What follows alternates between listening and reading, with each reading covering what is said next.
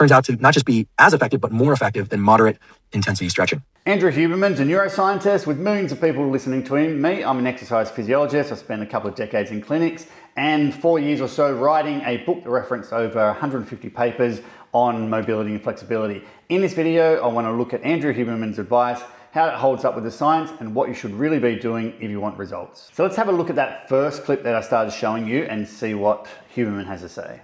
Very low intensity stretching, meaning effort that feels not painful, and in fact might even feel easy or at least not straining to exceed a given range of motion, turns out to not just be as effective, but more effective than moderate intensity stretching. All right, firstly, that's not true.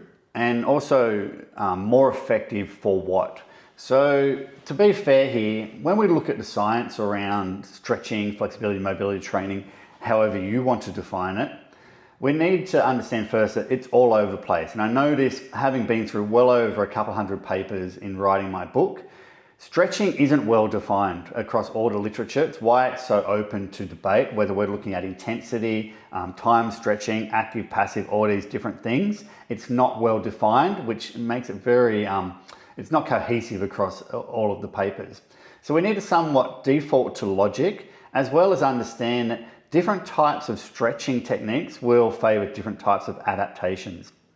And when we're looking at more effective for what, for me, the outcome that I want is lasting change. I don't want to get good at stretching. I want that to translate into what I'm doing outside of my exercise. And for all of my athletes, clients, and the people that I work with online, that's what they want. They want some sort of outcome.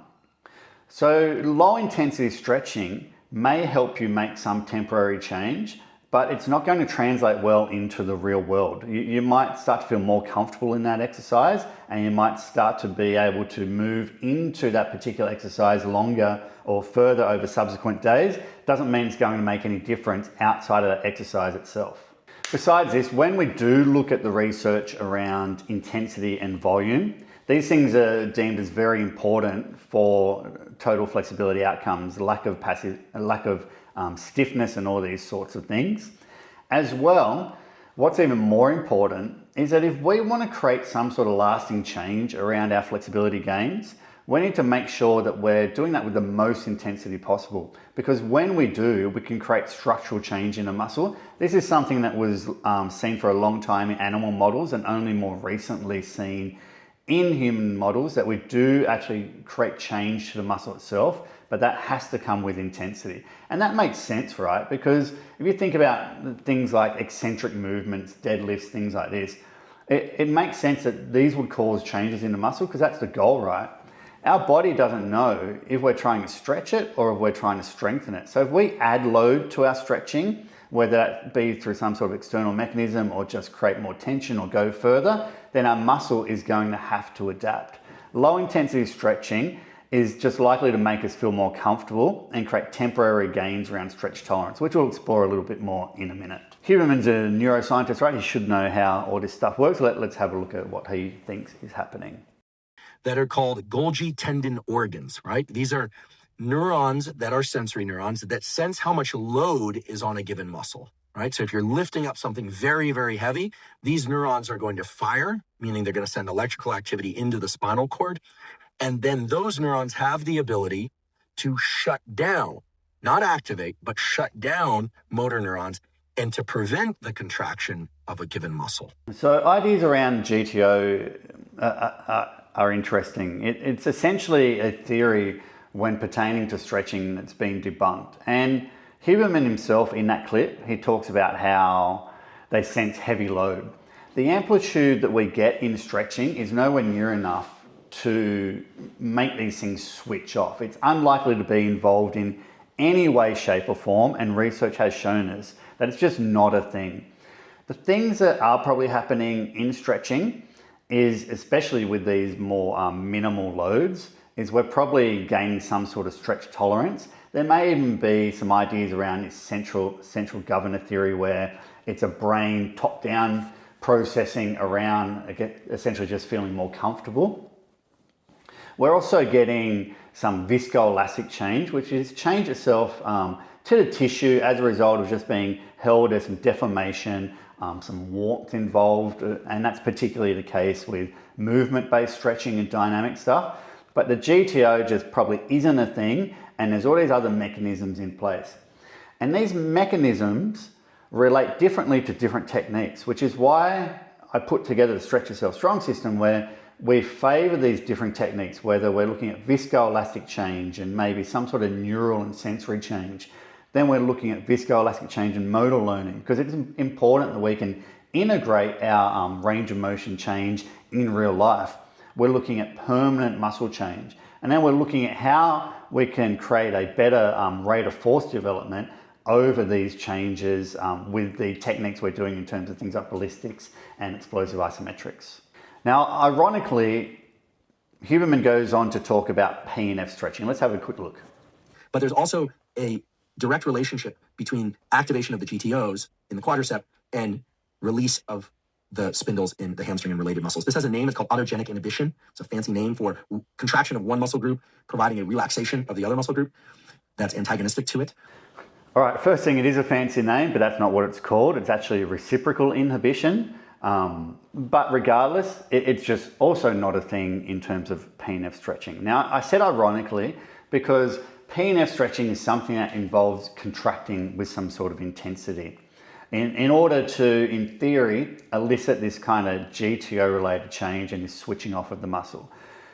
Firstly, if that even was a thing, that switching off is during the contraction. So if I'm contracting my quad with this idea it's going to relax my hamstring, that will be the case during the contraction, not after it. So again, this is a theory that's been debunked many years ago, actually. It still persists in a lot of circles. I think research in the 70s with the advent of EMG told us this just wasn't a thing. This is probably just the same mechanisms we spoke about before, the viscoelastic change, some sensory change, neural change, and with that addition of intensity, some sort of structural change as well. So in my system, I do a lot of isometric contractions at end range in stretches. And people often say, oh, so like P&F. But no, P&F was a system originally developed for polio patients. It's its own thing.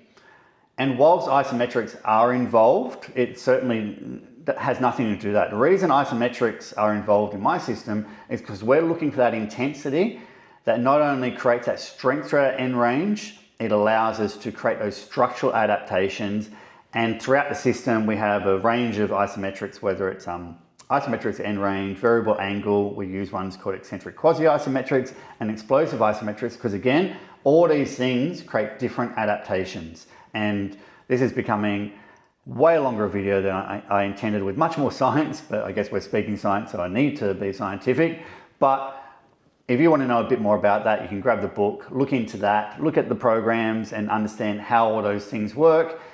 And to answer the question, what should you be doing? You should be doing that. But let me just dial into it quickly. Intensity is important. So if you're starting off a stretching or flexibility program, you probably don't want to kick in super hard because you're just not going to understand how to create that sort of control. So gentle stretching is probably a good place to start. The stuff that Huberman talks about, it might be a good place to start, but you need to move on from there in order to create those changes that not only last, but also are going to translate into the things that you want, unless it's just getting, you want to do some sexy poses on Instagram or something like that. You can stay there and do stretches, and for a little while after it, you're going to be able to move into positions a little bit easier, but it's going to be a temporary change. So starting with easy stuff, ramping up into some more isometric change, some contractions, and then putting it into movements that you can control and have to learn how to own that range of motion, ideally in some real life applications, and that might be sporting applications as well. So heck, I babbled on a lot more than I wanted to there, but yeah, choose where you get your information from, right? Huberman, neurobiologist, I think, and an ophthalmologist, which is nothing to do with stretching and nothing to do with training. So pick where you get information from. You want to know a little bit about how I do it, there'll be some links somewhere if you want to grab my book, my program, whatever. Any questions, please ask, share, like, all the stuff. See you in the next one.